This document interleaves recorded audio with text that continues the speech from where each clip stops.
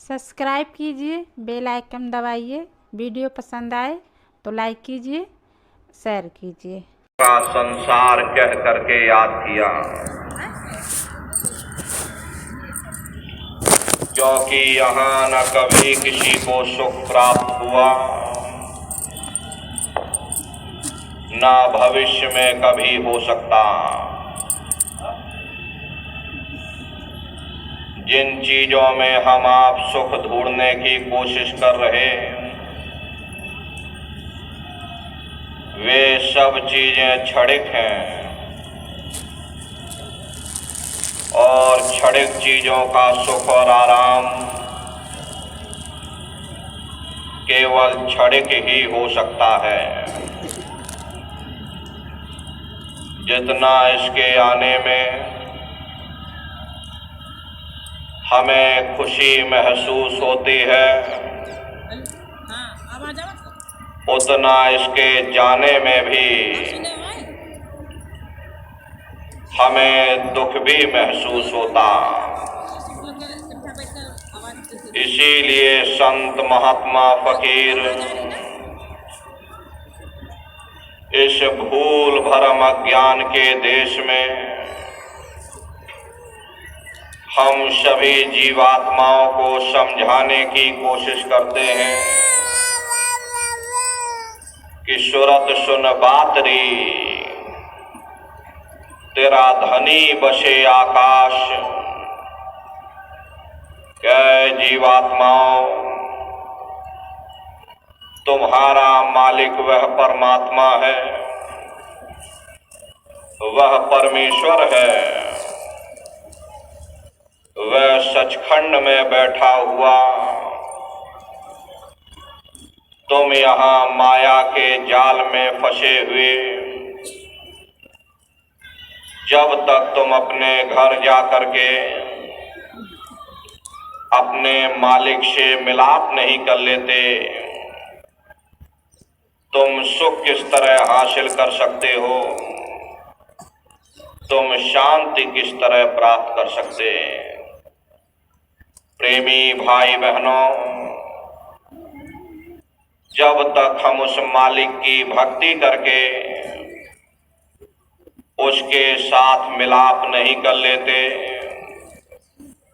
कभी किसी मायने में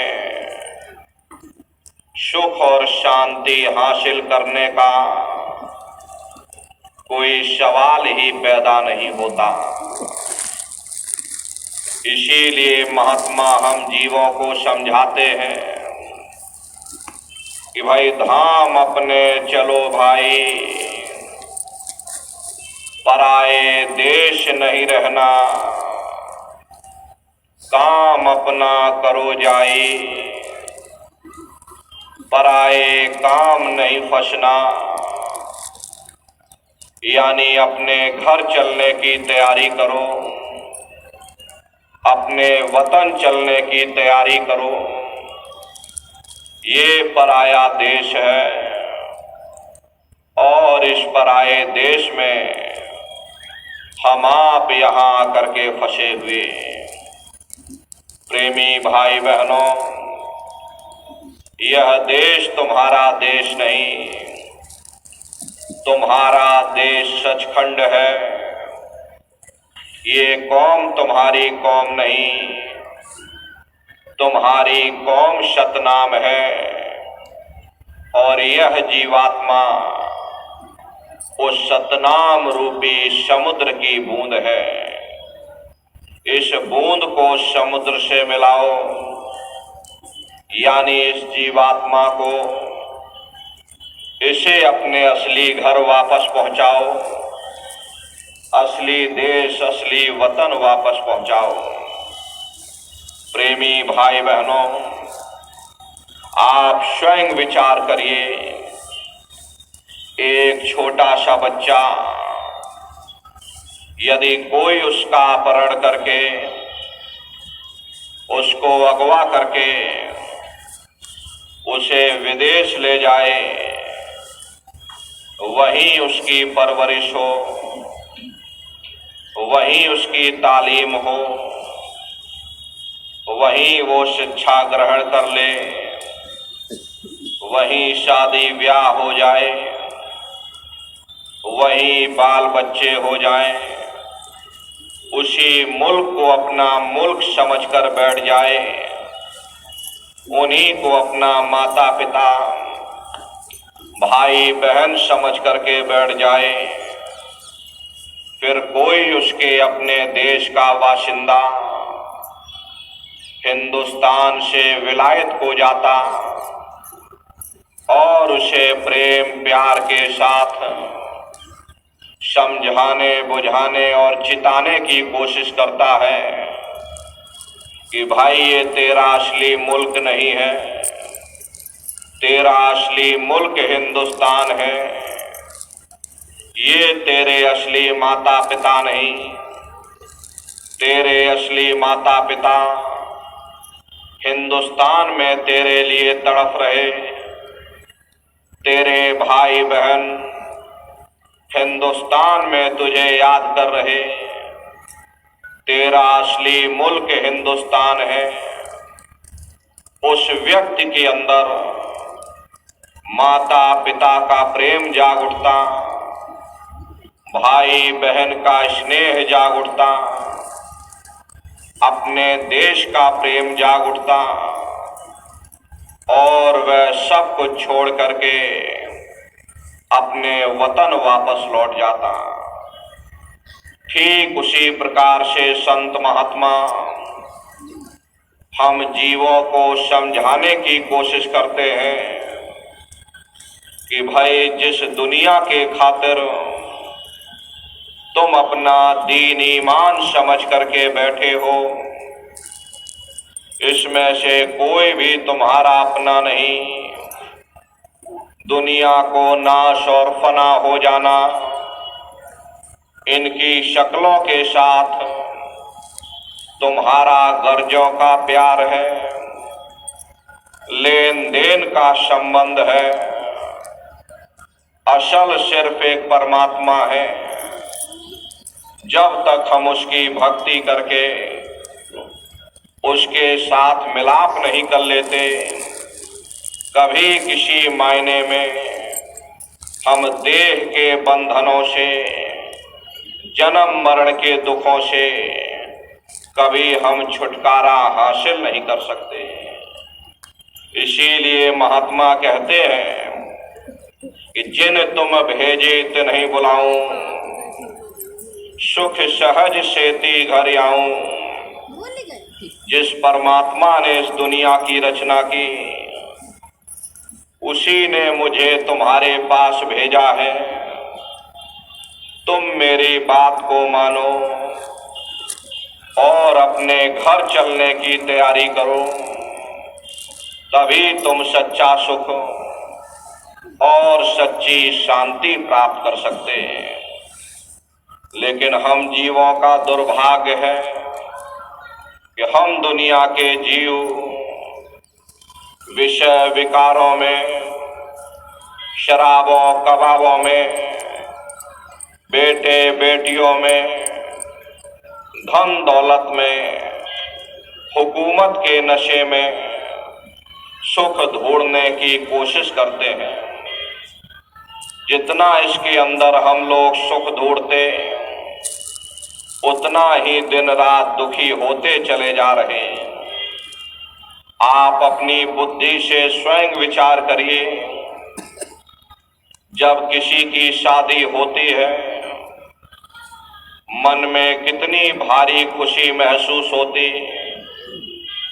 ये मन फूला नहीं समाता, मन में बड़ी भारी खुशी महसूस होती। लेकिन यदि शादी के बाद उसी साथी के साथ कोई अनबन हो जाए, मन मुटाव या झगड़ा हो जावे, तो मन में भय पैदा हो जाता है कि कहीं साथी हमारा बदकार न निकल जाए, हमें छोड़कर चला न जाए, शराबी कबाबी न बन जाए, अड़ोस पड़ोस से झगड़ा न कर बैठे। दुनिया भर की चिंताएं मन में समा जाती, चिंता चिता समान। सो इस चिंता के कारण हम लोग दुखी हो जाते हैं। फिर हम दुनिया के जीव बेटे बेटियों में सुख ढूंढते हैं। जब बाल बच्चे पैदा होते हैं, मन में बड़ी भारी खुशी महसूस होती। ये मन हमारा फूला नहीं समाता। अड़ोस पड़ोस वालों को बुला करके लड्डू पूड़ी पकवान बना करके खिलाते हैं। लेकिन यदि वही बच्चे बड़े होकर नालायक निकल जाएं, माँ बाप का कहना ना माने, उनका आदर सत्कार न करें, शराबी कबाबी और जुआरी बन जाएं, तो वही औलाद हमारे लिए दुख का कारण बन जाती। फिर हम दुनिया के जीव हुकूमत के नशे में सुख ढूंढते हैं।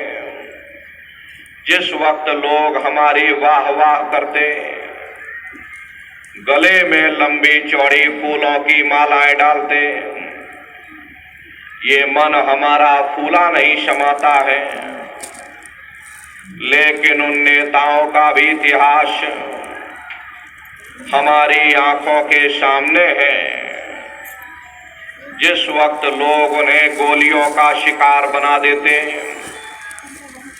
उन्हें पकड़ करके जेल खाने में डाल देते, अखबारों में उनकी मट्टियां पलीत कर देते, तो वही हम हुकूमत हमारे लिए दुख का कारण बन जाती है।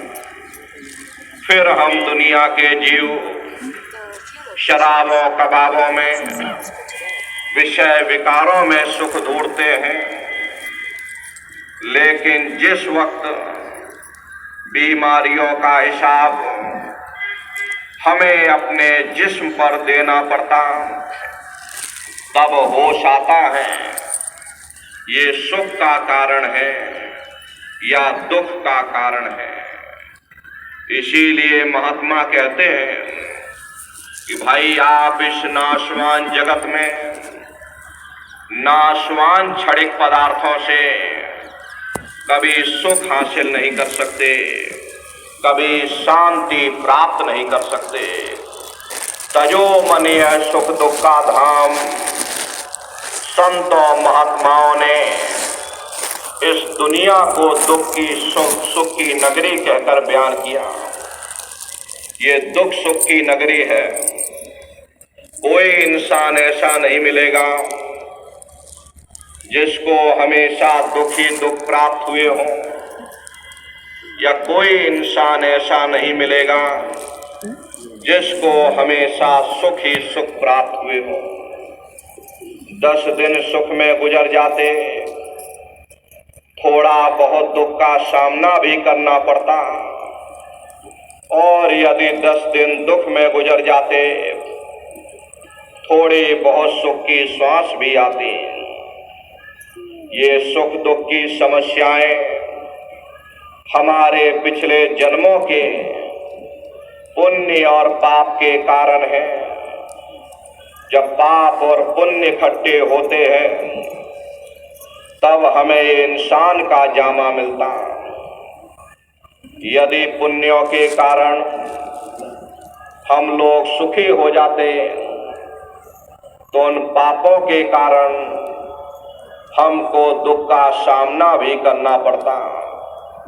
प्रेमी भाई बहनों, संत महात्मा इस दुनिया को सुख की नगरी बनाने के लिए नहीं आते। अगर संतों महात्माओं का दुनिया में आने का यही एक लक्ष्य होता,